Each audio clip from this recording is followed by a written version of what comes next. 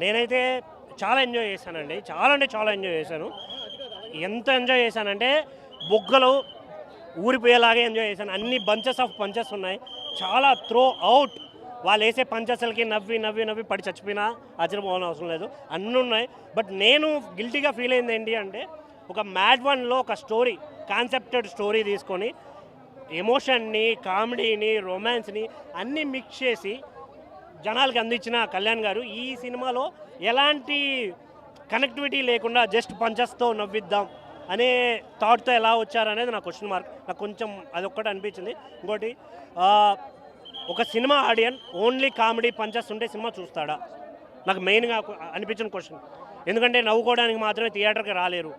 ఒక cinema like ప్రతిదీ కావాలి. ఒక సినిమా అంటే ప్రతిదీ కావాలి. కాకపోతే ఆల్రెడీ చెప్పేశారు నాగవంశీ గారు, వచ్చామా నవ్వుకున్నామా పంచులు వేసుకున్నామా దుబ్బేసామా అని డైరెక్ట్ చెప్పారు ఆయన. అయినా కూడా నాకు అనిపించిన ఫీలింగ్ అది. ఎందుకంటే ఒక కనెక్టివిటీ లేదే ఏ సినిమాకి మనం కనెక్ట్ అవ్వం. ఏదో రీల్స్లో వచ్చే షార్ట్స్లోనో లేదంటే అక్కడెక్కడ ఒక 2 పంచులు వస్తే నవ్వుకుంటాం తప్ప సినిమా అంతా పంచులే ఉంటే వీ కెనాట్ యాక్సెప్ట్. ఇంకోటి మ్యూజిక్ విషయంలో 1 or 2 సాంగ్స్ కొంచెం ఇంప్రెస్ చేస్తాయి. రిమైనింగ్ అంత ఏమీ అనిపించలేదు. కానీ దీంట్లో బాగా నచ్చింది ఏంటంటే హీరో లేదు, హీరోయిన్ లేదు, కానీ ఎక్కడ వాళ్ళు లేరు అనే ఫీలింగ్ రాలేదు. ఉన్న ప్రతి ఒక్కరు హీరోనే, కనిపించిన ప్రతి అమ్మాయి హీరోయిన్ ఈ సినిమాలో.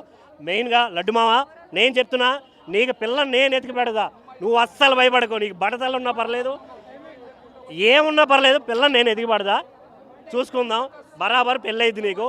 నాలాంటి ఫ్రెండ్స్ చాలామంది ఉన్నారు మా థియేటర్లో, నీకోసం ఏడుస్తున్నాం మేమైతే. గుర్తుపెట్టుకో, ఏం పర్లేదు, మ్యాడ్ 3లో చూసుకుందాం. Thank you.